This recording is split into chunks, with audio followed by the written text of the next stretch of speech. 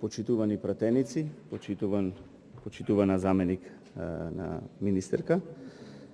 почитувана македонска јавност. Денес пред нас е измените и дополнувањата на Законот за животна средина. Правото на чиста и здрава животна средина е фундаментално граѓанско право, чие целосно и доследно почитување представува услов за подобро здравје, поквалитетен и подолг живот на граѓаните. Затоа, ние сме должни да донесеме најквалитетно можно законско решение, кој ќе ги решава натрупаните проблеми, а исто така и секој граѓанин, а и ние како граѓани,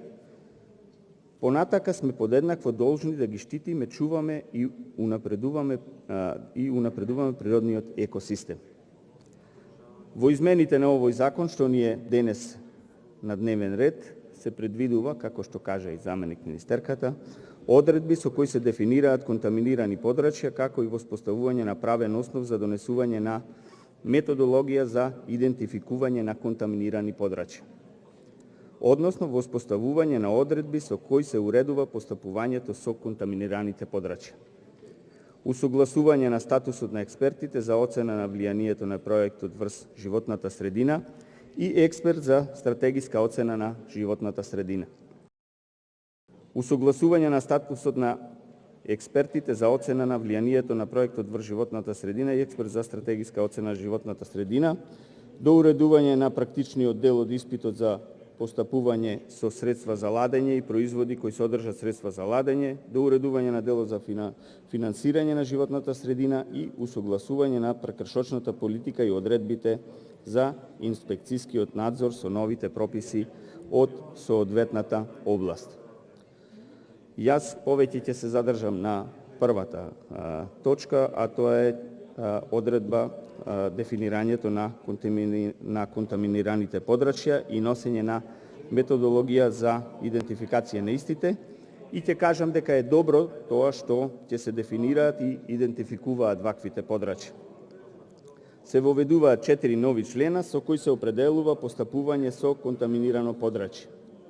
Целта поради која се вклучуваат нови членови е пропишување на одредени критериуми врз основа на кои одредено подрачје може формално да се смета за контаминирано.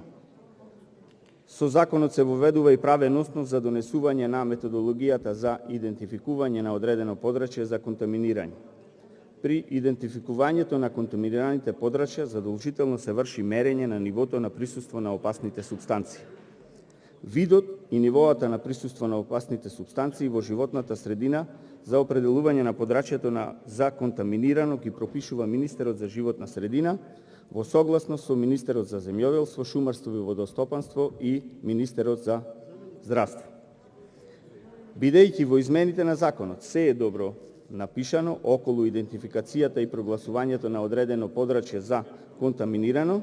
јас сакам да ја искористам оваа прилика и присуството на заменик на министерката и тука од оваа говорница да идентификувам едно такво подрачје кое никој не го гледа или го заборавија дека постои, а тоа е Струшката депонија, која се наоѓа на самата периферија од градот, насред обработливо земјоделско земјиште. Депонијата е контаминирано подрачје од највисок ризик и континуирано ги труе стружани со мирисот кој го испушта, а исто така ги загадува подземните и надземните води, ги загадува чешмите и бунарите, кои жителите на околните села ги користат за пиење и за наводнување на земјоделското земјиште. Оваа депонија е огромен проблем кој се таложи години наназад, а за кој СДСМ и предизборно ветуваше дека ќе го реши, дека ќе ја дислоцира, но од тоа гледаме дека нема ништо и нема никакво придвижување напред кон решавање на овој проблем, што ја загадува животната средина на Струга и на околните села. Уште пострашно е тоа што за одржување на оваа депонија, која во габарите колку 4 фудбалски игралишта, а со текот на годините доби и трета димензија, тоа е висината, и се претвори во прерасна во рид на самата периферија од градот.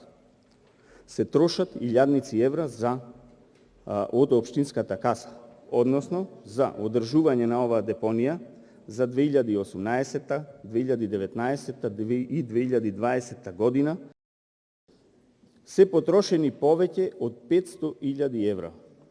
што е недозволиво и што самото по себе докажува дека ова не е издржано решение, затоа што се одвојува огромна сума на средства,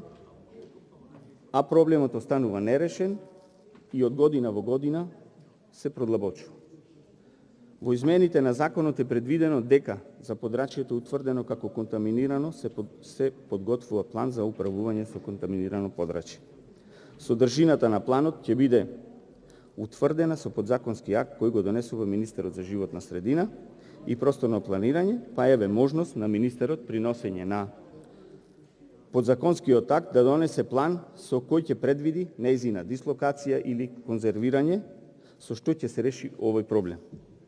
А понатака, проблемот со одлагање на отпадот треба да се бара во проектот за регионално депонирање на отпад, според кој е предвидено да се изградат 8 регионални депонии, во кои покрај прописното депонирање на отпадот би се вршело и негова селекција и рециклажа. Но за жал и овој проект е далеку од решавање. А исто така и